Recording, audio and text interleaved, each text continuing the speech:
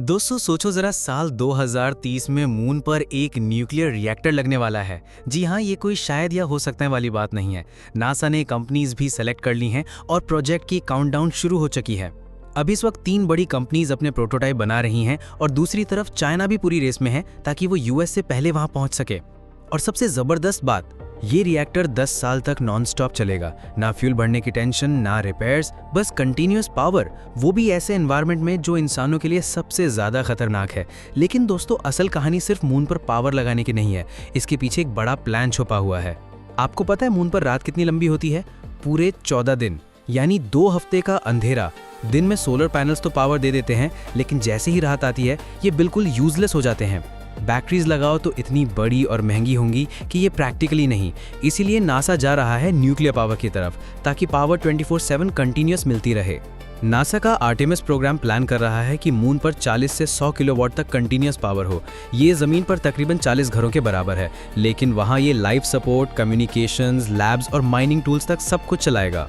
2022 में नासा ने 3 बड़ी कंपनीज को फीकस $5 मिलियन दिए, लॉकहीड मार्टिन, वेस्टिंगहाउस और आईवेक्स। इन सबको ये सिस्टम्स डिजाइन करने हैं जो लॉन्च से लेकर ल्यूनर लैंडिंग और फिर 10 साल तक सेफ तरीके से चल सकें। टारगेट है 2030, लेकिन ये एक एम्बिशियस गोल है। चाइना 2035 तक अपना ल्यूनर बेस बना रहा है, रशिया उनके साथ है, इंडिया ने भी अभी साउथ पोल पर लैंडिंग की है। और दोस्तों जो भी कंट्री सबसे पहले रिलायबल पावर लगा देगा वो मून का सबसे कीमती एरिया अपने हाथ में ले लेगा, क्योंकि साउथ पोल पर मौजूद है वाटर आइस और यही आइस बन सकती है रॉकेट फ्यूल। इसका मतलब है मून मार्स मिशंस के लिए गैस स्टेशन बन सकता है।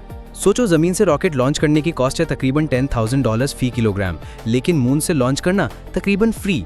जो मुल्क ल्यूनर फ्यूल प्रोडक्शन पर कंट्रोल करेगा वही डीप स्पेस एक्सप्लोरेशन पर भी कंट्रोल करेगा। रिएक्टर कैसे काम करेगा? बिल्कुल सिंपल, यूरेनियम एटम स्प्लिट होंगे, वही प्रोसेस जो जमीन पर सबमरीन्स में होता है, बस छोटे स्केल पर। लेकिन असल टेंशन है कूलिंग। जमीन पर हम वाटर यूज करते हैं, लेकिन मून पर ना वाटर है ना एयर, इसलिए नासा इस्तेमाल करेगा हीट पाइप्स जिनमें लिक्विड मेटल होगा। ये हीट ऊपर ले जाएगी, स्पेस में रेडिएट करेगी और वापस साइकिल करेगी, एक जाइंट रेडिएटर की तरह खला में फ्लोट करेगा।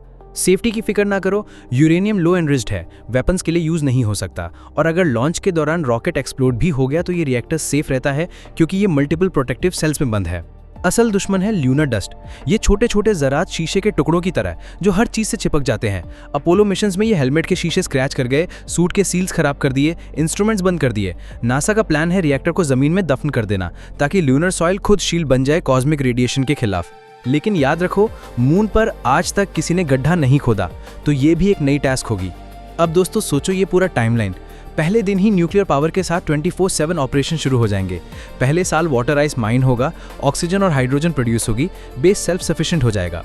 5 साल में रॉकेट फ्यूल प्रोड्यूस होगा, मार्स मिशंस ल्यूनर ऑर्बिट में रिफ्यूल कर सकेंगे, कॉस्ट 90% कम हो जाएगी। 10 साल में हम 3D प्रिंटिंग से ल्यूनर कंक्रीट के हैबिटेट्स बना रहे होंगे। मून एक कंस्ट्रक्शन साइट बन जाएगा डीप स्पेस के लिए। लेकिन ये सब प्लान्स हैं, कोई फिक्स डिलीवरीज नहीं। अब ट्विस्ट ये है कि ये टेक्नोलॉजी सिर्फ मून के लिए नहीं, जमीन के लिए भी फायदेमंद है।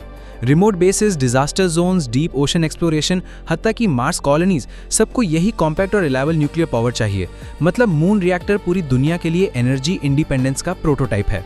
लेकिन रिस्क भी है, रॉकेट एक्सप्लोड हो सकता है, लैंडिंग फेल हो सकती है, रिएक्टर खराब हो सकता है। नासा का बैकअप प्लान है 1 से ज़्यादा रिएक्टर भेजना। अगर एक फेल हो गया तो बाकी काम करते रहें। चाइना अपनी चांगे 8 मिशन 2028 में लॉन्च कर रहा है।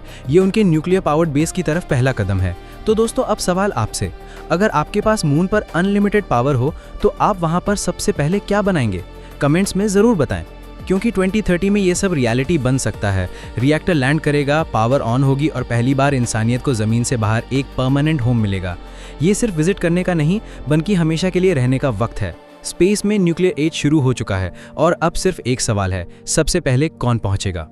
कमेंट सेक्शन में अपनी राय ज़रूर दीजिएगा। ये थी हमारी आज की वीडियो। इस तरह की मज़ीद वीडियो के लिए हमारे चैनल को सब्सक्राइब करें। शुक्रिया। मिलते हैं एक नई वीडियो में, तब तक के लिए खुदा हाफिज़।